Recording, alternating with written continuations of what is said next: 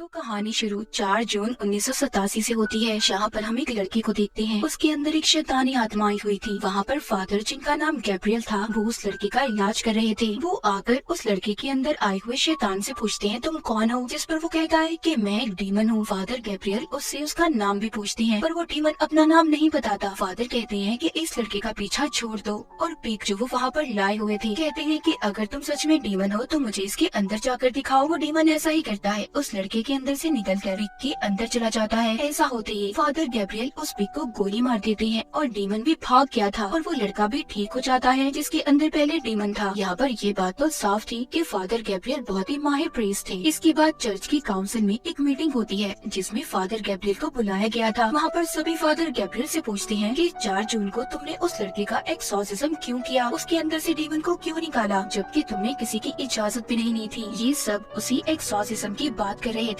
जो हमने अभी कहानी के शुरू में देखा था। फादर सबसे कहते हैं वो दरअसल कोई एक्सॉर्सिज्म नहीं था, बल्कि उस लड़के को दिमागी बीमारी थी। वो ऐसा समझ रहा था कि उसके अंदर डीमन का असर है, पर ऐसा कुछ नहीं था। यही पर मीटिंग में एक फादर कहते हैं कि जरूरी नहीं हर इंसान के अंदर डीमन हो। हमारे पास जो भी केसेस आते हैं वो ज्यादातर दिमागी बीमारी के बारे में होते हैं। बस कुछ ही केस ऐसे होते हैं जिनमें हमें डीमंस का सामना करना पड़ता है। यहाँ पर फादर गैब्रियल उसकी बात सुनकर गुस्से में आ गए थे। वो कहते हैं तुम आखिर चाहते क्या हो? तुम यही चाहते हो कि मैं अपने ओहदे से हट जाऊं? वो कहते हैं इस तरह की बात करके तुम सभी फादर्स की पोजीशन को खत्म करना चाहते हो। तभी यहाँ पर एक फादर गैब्रियल के केस में मरी हुई एक लड़की का जिक्र करता है। गैब्रियल को इस बात पर और ज्यादा गुस्सा आ गया था। वो इस मीटिंग को छोड़कर चले जाते हैं। इसके बाद अगले सीन में हम एक लड़की जूलिया को देखते हैं जो अपने छोटे बेटे और बेटी के साथ अमेरिका से स्पेन आ रही थी। असल में 1 साल पहले जूलिया के हस्बैंड की मौत एक कार एक्सीडेंट में हो गई, जिसमें उसका छोटा बेटा भी उस वक्त अपने डैड के साथ था। जूलिया का बेटा हेनरी उस एक्सीडेंट में तो बच गया, मगर उसके हस्बैंड की मौत हो गई। उस वक्त से हेनरी ने बोलना बंद कर दिया था। वो बोलता ही नहीं था। अब क्योंकि इनका कमाई का कोई जरिया नहीं था, तो इसलिए जूलिया अपने हस्बैंड के खानदानी घर की मुरम्मत करवाकर उसे बेचने आई थी, ताकि उसे बेचकर इन्हें पैसे मिल जाएं। इसलिए कुछ दिन के लिए इन्हें यहीं पर रहना था। पर यहाँ पर जूलिया की बेटी को बिल्कुल अच्छा नहीं लगता, क्योंकि वो यहाँ पर रहना ही नहीं चाहती थी। अब जब जूलिया अपने घर में आई थी तो यहाँ पर इसकी मुलाकात एक फादर एस्क्यूबेल से होती है, जो कि इस घर का ख्याल रखा करते थे। वो उससे कहते हैं कि अगर कोई भी जरूरत हुई तो आप मुझे बुला सकती हैं। यहाँ पर जूलिया की बेटी चारों तरफ जब देख रही थी तो उसे दीवार पर एक सिंबल निशान नजर आता है, जो कि एक बड़े चर्च का था। तभी उस दीवार में दरार आने लगी थी, जिससे जूलिया की बेटी डर जाती है और वहाँ से चली गई थी। अब ऐसा ही निशान वहाँ पर इनके घर में जो वर्कर्स काम कर रहे थे उनमें से एक को नजर आता है। जब ये गौर करती है और दीवार के अंदर आग जलाकर देखने की कोशिश करते हैं तो वहाँ पर एक जोरदार धमाका होता है, क्योंकि वहाँ पर सल्फर गैस थी, जिस वजह से ये हादसा हुआ था। और इस हादसे की वजह से बाकी के वर्कर्स ने भी काम करने से मना कर दिया था। जब ये सब चल रहा था तो वहाँ पर जूलिया का बेटा हेनरी अजीब अजीब हरकतें करने लगता है। उसे न जाने क्या हो गया था, उसने अब बोलना भी शुरू कर दिया था। जब जूलिया उसे देखने जाती है तो हेनरी के अंदर एक डीमन की आवाज बोल रही थी। वो अपने मुंह के ऊपर एक कट भी मार लेता है। यहाँ पर दरअसल जो वर्कर काम करने आया था उन्होंने आग जलाकर अनजाने में किसी खतरनाक डीमन को आजाद कर दिया था, जिसने बेचारे हेनरी को अपने काबू में कर लिया। हालांकि हेनरी को जूलिया हॉस्पिटल भी लेकर जाती है, जहाँ पर डॉक्टर उसे ये बताते हैं कि वो बस अपने डैड की मौत के सदमे में है, इसीलिए उसे दिमागी डॉक्टर की जरूरत है। डॉक्टर जूलिया को एक इंजेक्शन भी देती है और कहती है कि हेनरी अगर काबू से बाहर हो तो तुम उसे ये इंजेक्शन लगा देना, जिससे वो बेहोश हो जाएगा। जूलिया को डॉक्टर की बातों पर यकीन नहीं आ रहा था, इसीलिए वो मदद के लिए फादर एस्क्यूबेल के पास जाती है। फादर जैसे ही हेनरी को देखने अंदर जाते हैं तो उसके अंदर का डीमन फादर को उठाकर बाहर फेंक देता है। अगले सीन में हम फादर गैब्रियल के साथ उनके हेड को देखते हैं। हेड फादर गैब्रियल को स्पेन जाने का कह रहे थे। हेड उसे हेनरी के बारे में बताते हैं, कहते हैं कि यहाँ पर एक फैमिली है जिसे तुम्हारी मदद की जरूरत है, और उस जगह की वजह से चर्च ने भी बहुत मुसीबतों को देखा है, इसीलिए तुम्हें जाकर उस बच्चे को बचाना होगा। उसके अंदर बहुत ही खतरनाक डीमन है, तुम जो भी करना सोच समझ कर करना।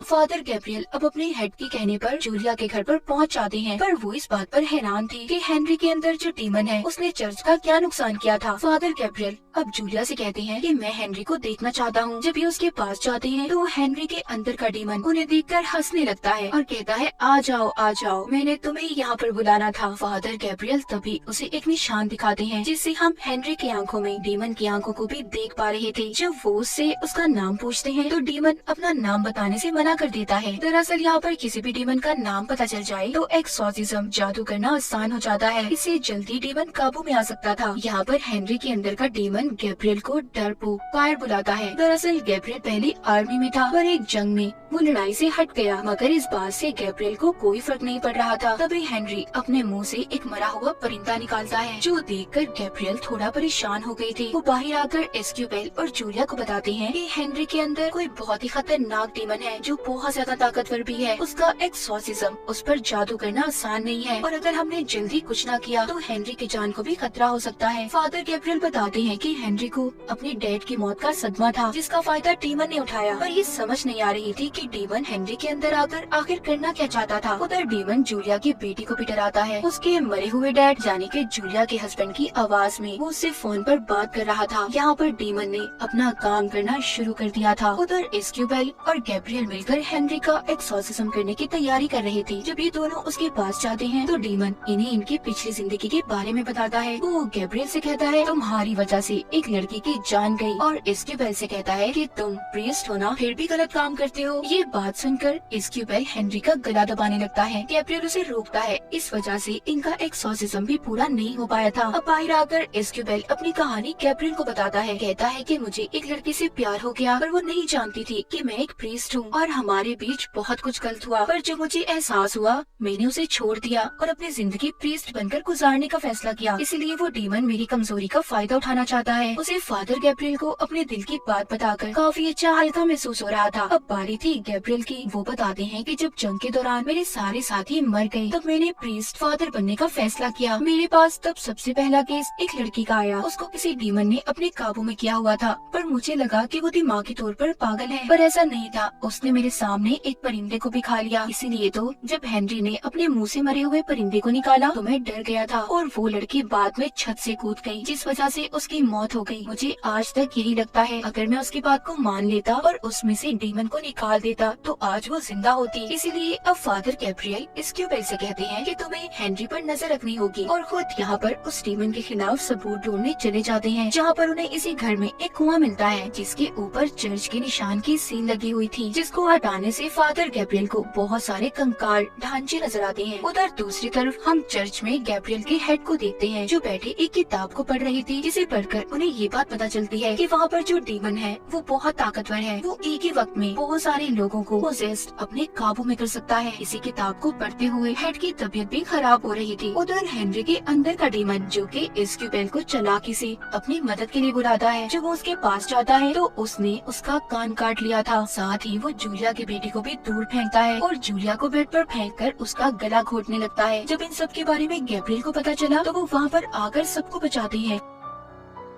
अब वो एस्क्यूबेल को लेकर उसी जगह पर जाते हैं जहाँ पर उन्होंने कंकाल को देखा था। फादर गैब्रियल एस्क्यूबेल को बताते हैं कि जब जूइस क्रिश्चियन में बदले तो उस वक्त जिन्होंने इनकार किया, सजा के तौर पर उन्हें इस जगह पर बंद कर दिया गया था। अब ये दोनों अंदर जाते हैं, जहाँ पर इन्हें वैसा ही निशान वाला दरवाजा मिलता है, जैसा निशान पहले जूलिया की बेटी ने भी देखा था। जब वो उस दरवाजे को खोलते हैं तो अंदर जाने पर उन्हें बहुत से स्केलेटन्स कंकाल मिलते हैं, जिनमें से एक कंकाल एक पिंजरे में बंद था। उसके हाथ में अंगूठी थी, वो एक प्रीस्ट का कंकाल था। वहीं पर इन्हें एक और दरवाजा मिलता है, जिसकी चाबी इन्हें पिंजरे में बंद कंकाल के पास से मिली थी। वहाँ आगे जाकर इन्हें दुनिया के सबसे बड़े प्रीस्ट का कंकाल भी मिलता है। तो गैब्रियल यहाँ पर एस्क्यूबेल को बताते हैं कि यहाँ पर एक बहुत ही खतरनाक डीमन ने एक साथ बहुत से इंसानों को पोजेस किया, जिनका एक्सॉर्सिज्म उस वक्त यहाँ पर किया जा रहा था। मगर वो शैतान डीमन किसी के काबू न आया, और उसी ने इन सब का ये हाल किया। जब सबको उस शैतान डीमन के बारे में पता चला तो इस जगह को ऐसे ही बंद कर दिया गया, और हेनरी के अंदर जो डीमन है वो भी यही लगता है। तो सोचो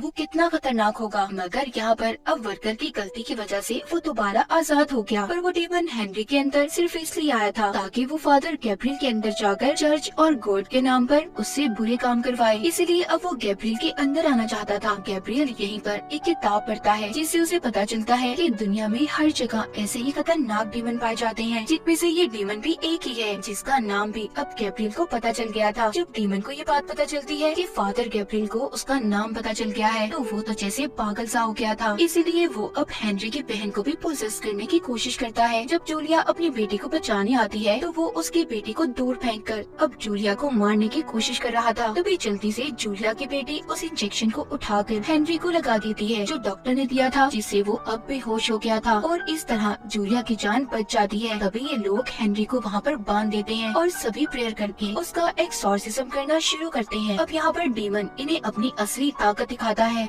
वो जूलिया की बेटी को पोसेस कर लेता है जो देखते ही देखते छत की सीलिंग पर चढ़ गई थी। वो जूलिया को मारने की भी कोशिश करता है। डीमन गैब्रियल से कहता है कि अगर तुम मेरे सामने अपने घुटने टेक दोगे तो मैं सबकी जान को छोड़ दूंगा। गैब्रियल जब सबकी जान खतरे में देखता है तो वो डीमन की बात को मान गया था, जिससे वो डीमन सबकी जान को छोड़ देता है। इस बात का फायदा उठाकर इस्क्यूबेल जूलिया और उसके बच्चों को जल्दी से यहाँ से जाने का कहता है और खुद यहीं पर रुककर फादर गैब्रियल की मदद करने का फैसला करता है। अब डीमन हेनरी को छोड़कर फादर गैब्रियल के अंदर आ गया था। फादर खुद को फांसी लगाकर अपनी जान देना चाहते थे क्योंकि वो जानते थे कि डीमन पता नहीं उससे क्या क्या गलत काम करवाएगा, पर डीमन ऐसा नहीं करने देता। गैब्रियल को खून की उल्टी आ रही थी, इसीलिए ये अब उसी एक्सॉर्सिज्म वाली जगह पर जाकर खुद को जलाकर मारने की कोशिश करते हैं। इसी बीच इस्क्यूबेल भी वहाँ पर पहुँच गया था जो मंत्र पढ़कर एक्सॉर्सिज्म को शुरू करता है, पर तभी उधर डीमन उसके सामने उसी लड़की को ले आता है जिससे इस्क्यूबेल प्यार करता था। वो लड़की खून में नहाई हुई थी, वो उसे मारना शुरू कर देती है। उधर दूसरी तरफ गैब्रियल के सामने भी डीमन उसी लड़की को लाकर खड़ा कर देता है जिसकी गैब्रियल की वजह से मौत हुई थी। इस्क्यूबेल यहाँ पर उस लड़की के सर पर जब क्रॉस का निशान रखता है जिससे उसका जिस्म फट गया था, अभी गैब्रियल को भी देता है। इस तरह वो लड़की भी गैब्रियल से दूर हो गई थी, जिसके बाद दोनों इस्क्यूबेल और गैब्रियल मिलकर एक्सॉर्सिज्म को शुरू करते हैं और उस डीमन को उन्होंने हेल यानी कि नर्क में भेज दिया था। वहीं पर गैब्रियल की हेड की तबीयत भी ठीक हो गई थी। वो अब दोनों को बुलाकर शाबाशी देते हैं। तभी वहाँ पर एक और फादर आते हैं जो बताते हैं कि अभी भी 199 जगह ऐसी हैं जहाँ पर ये शैतानी डीमन पाए जाते हैं। तुम्हें जाकर इन्हें खत्म करना होगा और इसी के साथ ही कहानी यहीं पर खत्म हो जाती है।